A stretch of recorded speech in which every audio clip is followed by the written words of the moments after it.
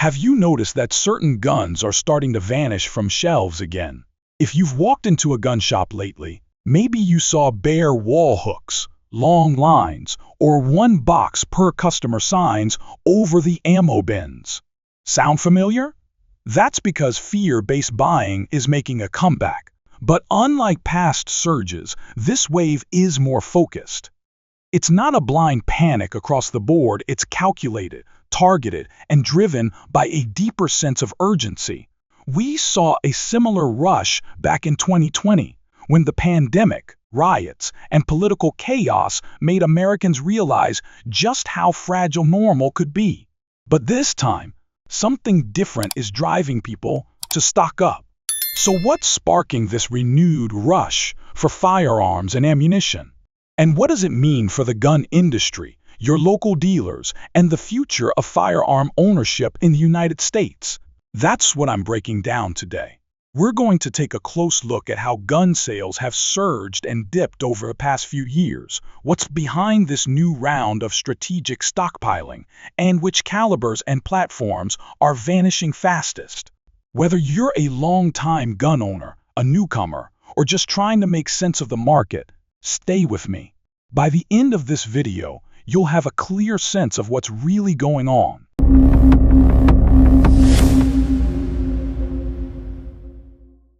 To figure out what's happening now, we have to rewind a few years.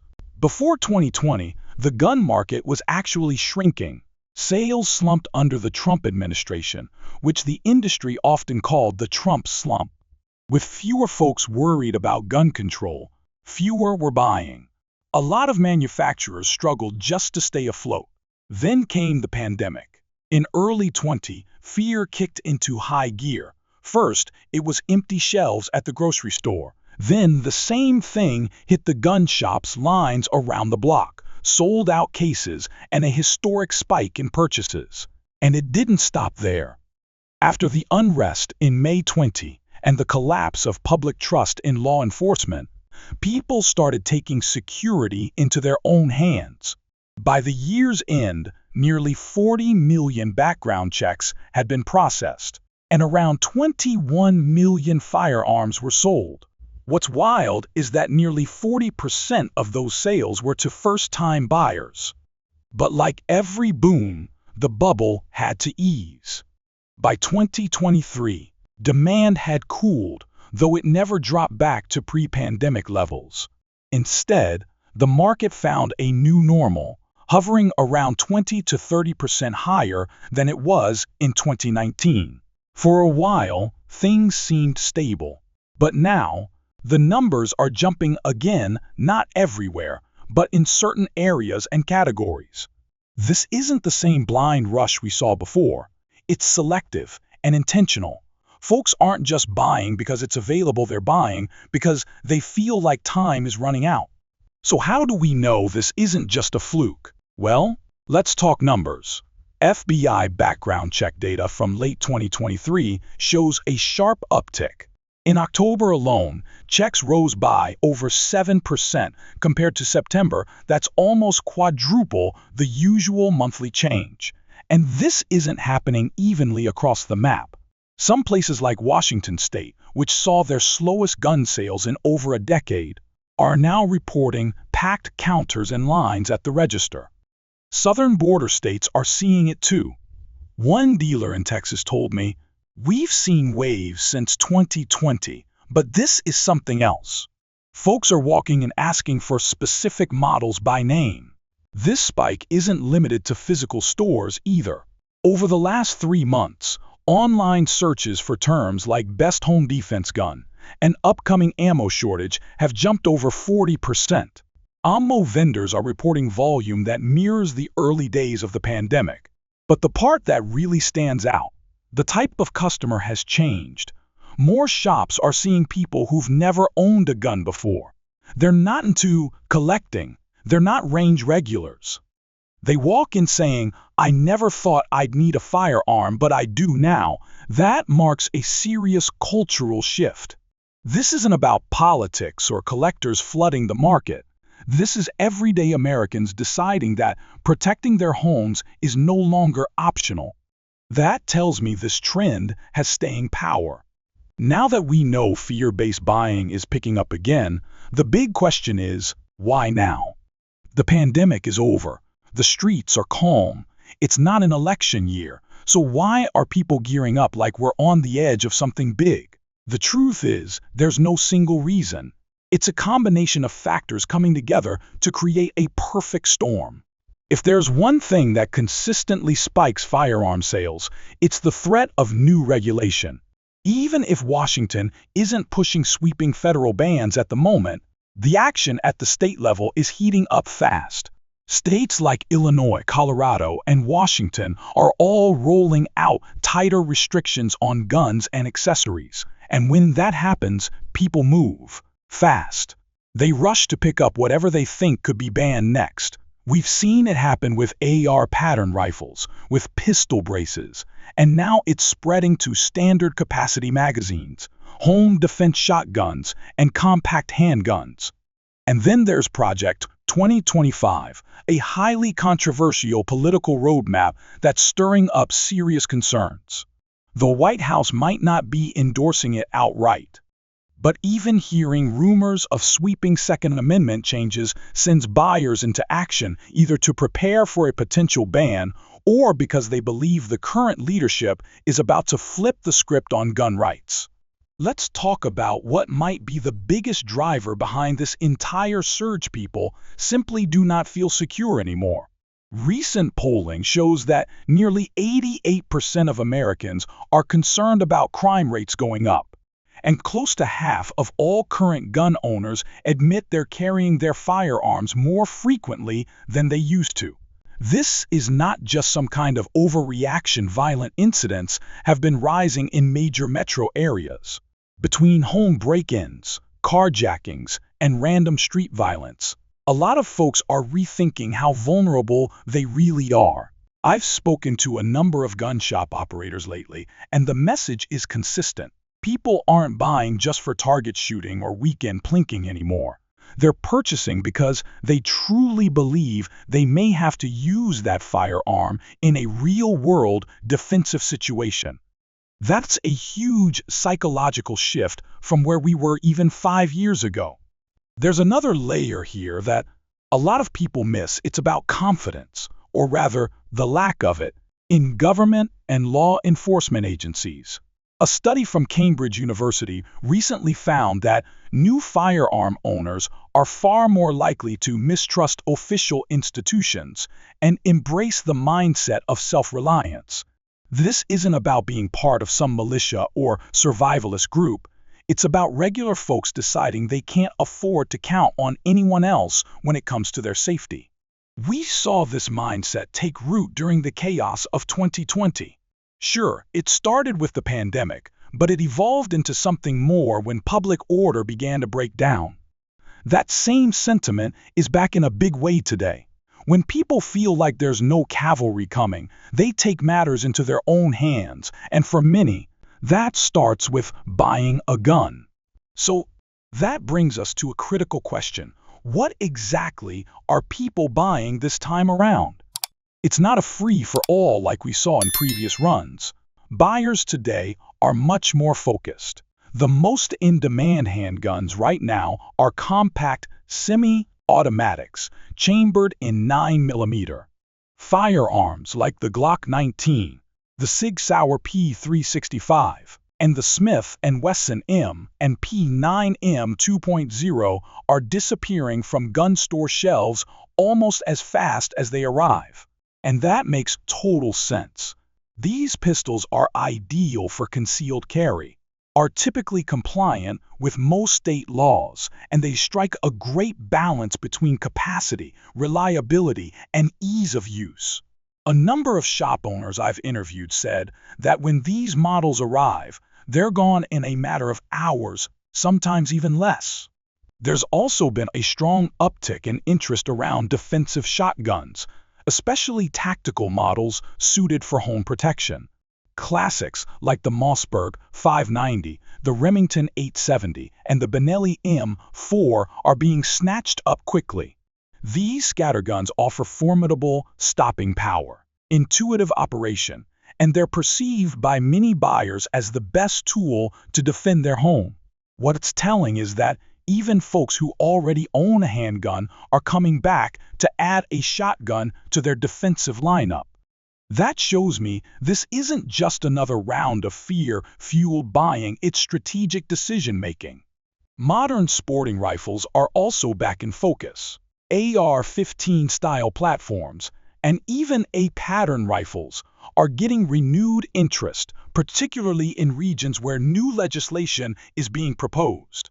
Buyers remember all too well what happened during the shortages of 2020 when those rifles became nearly impossible to find, and they're not willing to take that chance again. Ammo availability is once again becoming a sore spot. While we're not quite back to the extreme levels of scarcity we saw in 2020, certain calibers are drying up fast. 9mm remains the #1 seller for handguns, followed closely by .45, ACP, and .357 Magnum for revolvers. For shotguns, 12-gauge buckshot is flying off the shelves. Prices are trending upward, and more stores are starting to impose purchase limits per customer. Something else that's worth noting, people are investing more in firearm accessories than ever before. Sales of red dot sights, tactical lights, holsters, and secure gun storage solutions are booming. That tells me a lot of the folks who bought their first gun in 2020 are now upgrading their setups. It's no longer just about owning a firearm, it's about having the gear and training to use it effectively. The face of American gun ownership has changed in a huge way over the past 5 years. If you still imagine a stereotypical gun owner as an older man living in the countryside, that picture is outdated. Since 2020, over 26 million people in the United States have become first-time firearm owners. That's more than the population of the entire state of Florida. And what's really surprising is who these new buyers are. Women have led the charge in a big way. Female gun ownership has shot up by over 170% since the early 90s, and a massive part of that growth has come in the past few years. These women aren't just picking up small-frame revolvers, they're buying full-size pistols, tactical shotguns, and AR-15 rifles. Many are also enrolling in training programs to learn how to handle their weapons with skill and confidence. Gun ownership among African Americans has grown significantly too. The National African American Gun Association now has over 40,000 members, and a large portion of that group is made up of women. In fact, Black women are currently the fastest-growing segment of new gun owners in the country. That marks a huge cultural shift from where things stood even a decade ago. Hispanic and Asian American ownership is rising as well. Hispanic gun ownership has jumped 33% over the last 6 years, while Asian American ownership climbed 43% during the pandemic years. Here's what all that means. Firearm ownership in America is no longer a rural, conservative trend. Today, buyers come from urban neighborhoods, suburban communities, and every walk of life. And the majority of these new owners are not just impulse buyers. Nearly half go on to seek professional instruction after making their first purchase, and almost 1 in 4 buy a second firearm within a year. That tells me this is not a flash in the pan. These people are serious about protecting themselves and their families, and once someone makes that decision, it tends to stick. That's why I believe this new wave of strategic, purpose-driven buying is not going to fade away anytime soon. The landscape has changed, and it's changed for good. Gun makers have taken a hard lesson to heart after the roller coaster of the last buying surge.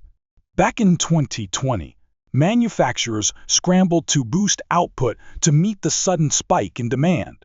But when things cooled off during 2022 and 2023, many of those companies found themselves overloaded with product they couldn't move.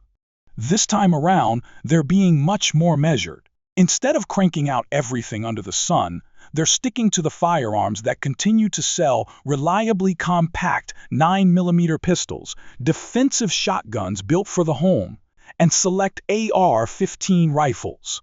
The idea is to avoid another inventory glut that could hurt them when the market inevitably tightens up. Ammunition producers are also adjusting their strategy. Even though firearm imports have dropped by around 10% compared to last year, ammunition imports have actually increased by 9%. That says a lot. It shows manufacturers are banking on steady demand, especially for expendables like ammo.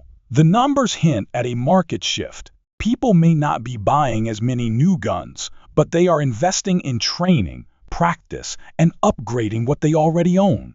More range time, more courses, more gear. Retailers are making smarter moves, too. Many gun shops have adopted a leaner inventory model, what's called a just-in-time system. That means they're not sitting on a mountain of stock anymore. They're ordering based on what's hot at the moment, keeping their shelves flexible and their bottom lines protected. That's part of the reason why you'll see a model like a Glock 19 hit the shelf in the morning and be gone before lunch. Shops only receive a handful of units at a time, and demand is outpacing supply. You're also seeing changes in how guns are being sold. Some stores now have text alert systems or email notifications that let buyers know the moment a shipment lands. Others are setting up VIP programs giving priority access to regular customers who've built a relationship with the shop.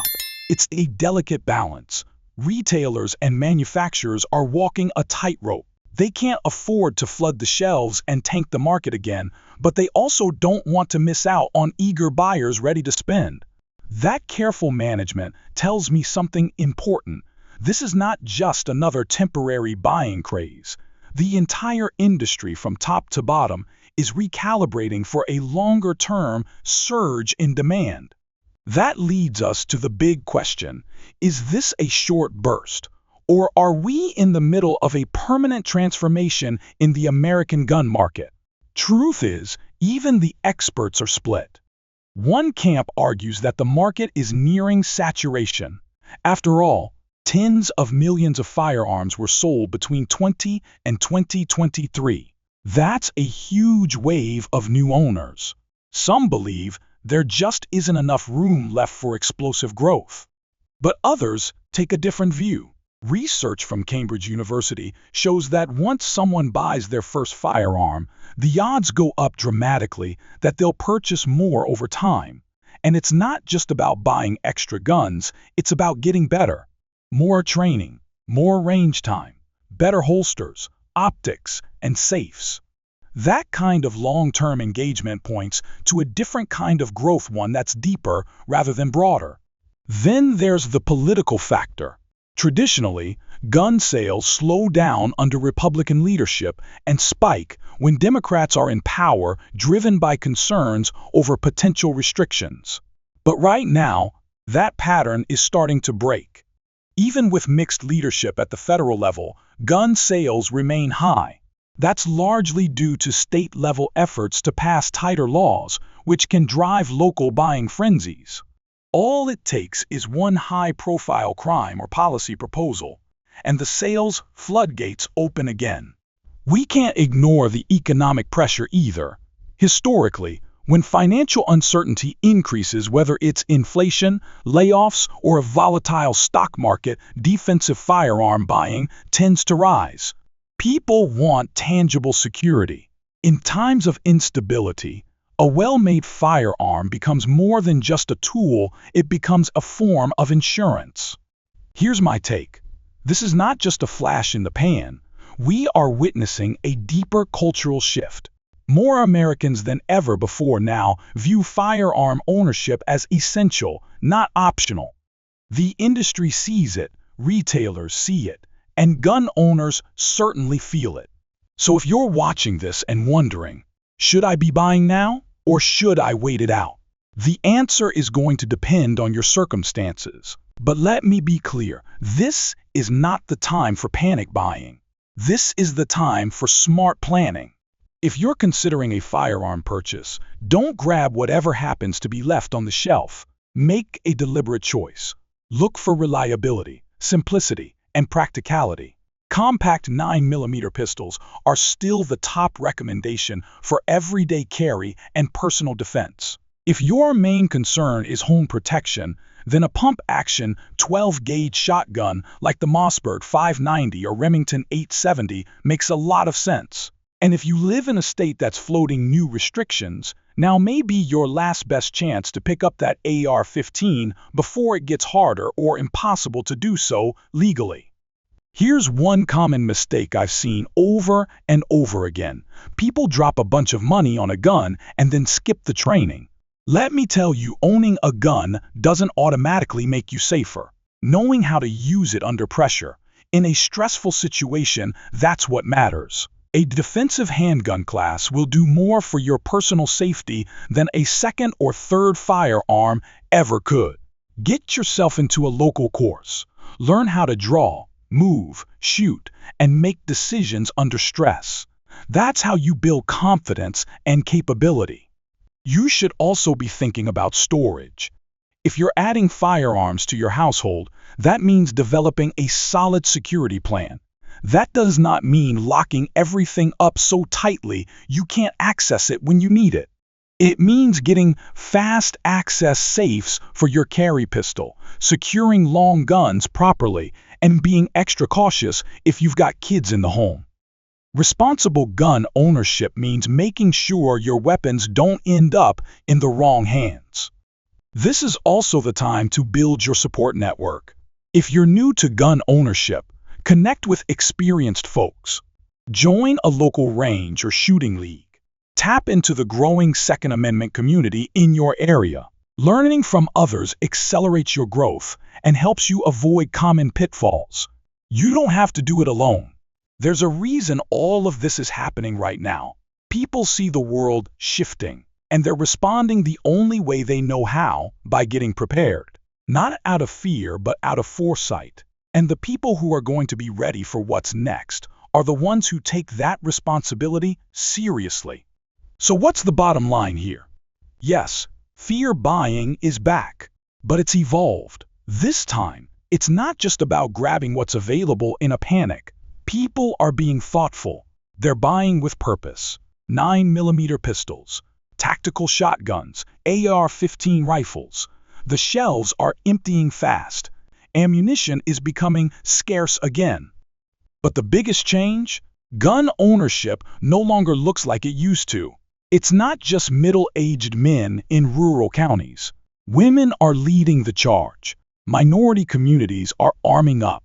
Urban and suburban residents are now some of the most engaged, best-trained firearm owners in the country. And the core drivers behind all this political instability, rising crime, and eroding public trust are not fading. They're intensifying. That means this trend is not likely to fade anytime soon. If anything, it's just getting started. If you already own firearms, this is the moment to stock up on ammunition. Book that advanced training course and refine your personal defense plan. If you're just getting started, go in with a plan, get something reliable, get trained, and get connected. Now I want to hear from you. Are you seeing empty shelves in your area? Have you noticed more first-time shooters at your local range? Drop your experiences in the comments below. And if this breakdown helped you, be sure to hit that like button, subscribe, and stay tuned for more updates on firearm trends, defensive tips, and the latest from the Second Amendment front. Stay safe, stay informed, and as always, stay ready.